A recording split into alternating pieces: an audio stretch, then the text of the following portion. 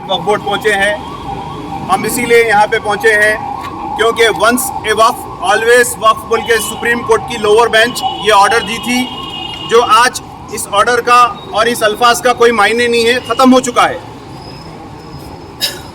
तेलंगाना में केसीआर साहब को मोहन भागवत से अगर कोई चेयर मिल सकती तो वो आज उसके हकदार है। और के चंद्रशेखर राव ने इस तमाम चीज़ की कॉन्स्पिरेंसी में नंबर 1 रोल अदा करा। मैं आपको डिटेल में बताऊंगा।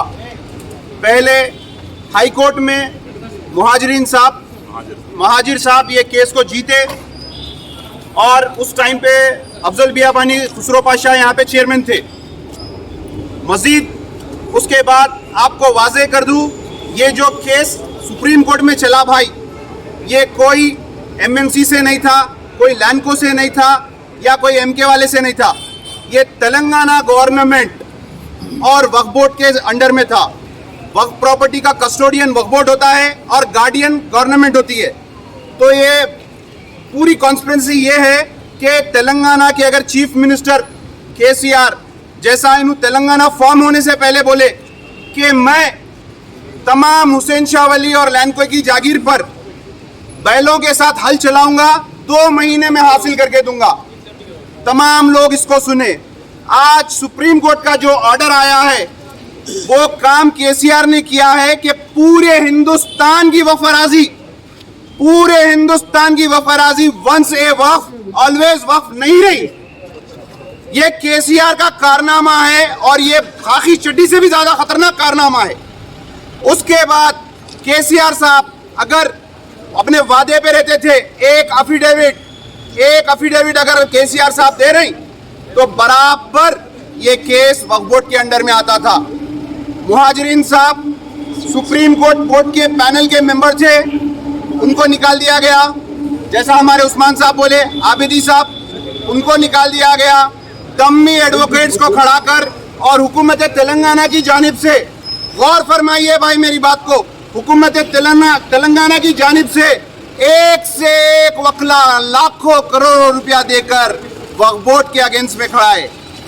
और मैं बता दूं आपको, वक्फ बोर्ड के तमाम मेंबर्स अपने अपने अहलियाओं के चूड़ियां पहन लो। आप हमारे उलमाए दीन जो वक्फ की जायदाद नहीं बचा सक रहे, जो मस्जिदें शहीद हुए तो आके नहीं खड़ सक रहे, वो असदुद्दीन ओवैसी की चाटोकारी कर रहे हैं।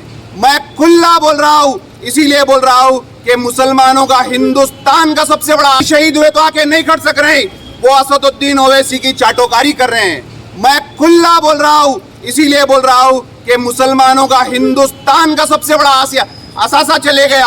और जो ऑर्डर सुप्रीम कोर्ट का लेके आए वो ऑर्डर पूरे इंडिया में इंप्लीमेंट होता मेरे भाई। अब आप देखना, गटाला बेगम पेट हमारे हाथ से चले गई और चले जाएंगी इस ऑर्डर पर। इस ऑर्डर को समझना होगा हमको। और असदुद्दीन ओवैसी साहब महात्मा गांधी बैरिस्टर थे, हिंदुस्तान हासिल करे। आप क्या हासिल करे बैरिस्टर होके? आप वक्फ बोर्ड के लिए आप क्या करे बताइए? आप कुछ नहीं करे, आपके एमएलए कुछ नहीं करे। आप केसीआर से बात कर सकते थे। ये कोई लगड़ापति राजगोपाल का केस नहीं था, ये कोई एमके वाले का केस नहीं था, ये डेलॉइट वाले का केस नहीं था, ये हुकूमत का केस था जिसके साथ आप है। और बात करूं साहब 2 मिनट, जिसके साथ आप थे, मैं समझा रहा हूं पब्लिक को समझना जरूरी है। जिसके साथ आप थे, आप मुशायरा करें, आप चीफ मिनिस्टर के साथ वास्ते मुशायरा करें। आप असेंबली में बताइए, एक जायदाद आप कौन सी एक जायदाद बचाए? एक जायदाद यही अजीज पाशा आके बराबर धरना दे रहे, यही उस्मान अल-हाजरी, यही तमाम लोग आके धरना दे रहे। उलमाए दीन आपका काम है, आप हमारे सर का ताज है। आप क्या कर रहे हैं? आप किस मुकाम पे है?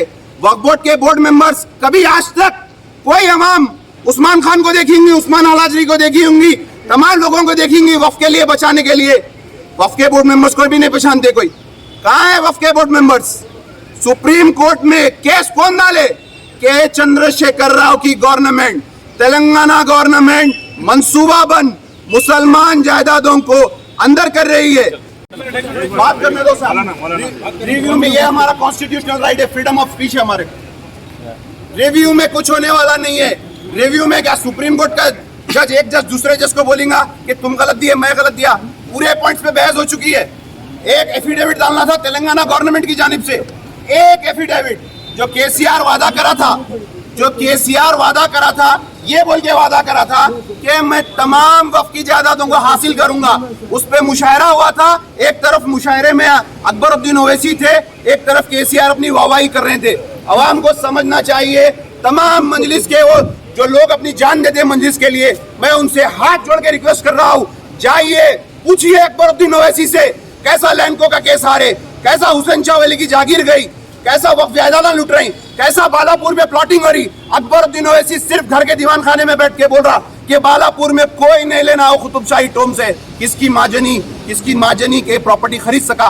मेरे भाई समझिए, मसाजिद हिंदुस्तान में एक